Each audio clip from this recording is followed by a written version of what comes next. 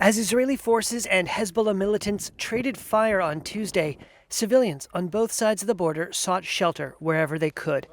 A technical institute in the Lebanese capital, Beirut, was converted into a shelter for those displaced. Rima Ali Shaheen told Reuters her family spent 16 hours on the road under bombardment to get here. It has caused anxiety for the kids. They're on edge. If they hear a door slammed, they would go crazy.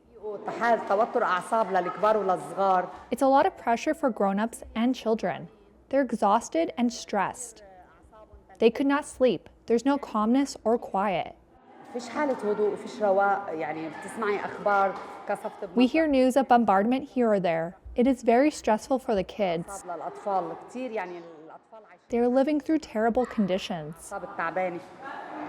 An official from the Sidon municipality said the city had opened 14 schools to house around 3,000 displaced people seeking shelter, and that the numbers were climbing.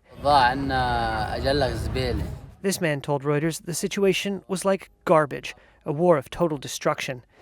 Israel said it struck a Hezbollah-controlled area of Beirut for a second consecutive day after mounting a new wave of airstrikes on targets in Lebanon. Hezbollah said it had fired rockets into northern Israel earlier on Tuesday. Israeli Prime Minister Benjamin Netanyahu on Tuesday reiterated his position that his country was at war with Hezbollah, not the people of Lebanon. He said the Iranian-backed militant group was endangering the population by secreting weapons in their homes, and his message followed one Monday, calling on civilians to flee the fighting. Lebanese authorities said some 558 people had been killed in airstrikes on Monday, including 50 children and 94 women. At least 1,835 more were wounded, they said, and tens of thousands have fled for safety. A hospital in Tyre is treating some of the injured children. Another in Beirut opened new wards to treat war wounded. South of the border, Israelis are similarly seeking shelter. Dashboard-mounted camera on this car shows motorists pulling over and taking cover as a rocket struck just up the road. A municipal building in the border town of Kiryat Shmona was hit by a Hezbollah rocket on Tuesday.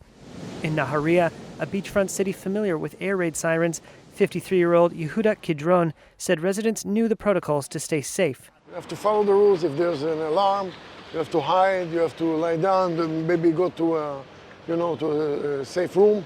But if you're not on the street, you have to lie down, away from the car. That's the only thing you have to do. Siblings Yonatan and Mia Shorek live in the Israeli city of Haifa.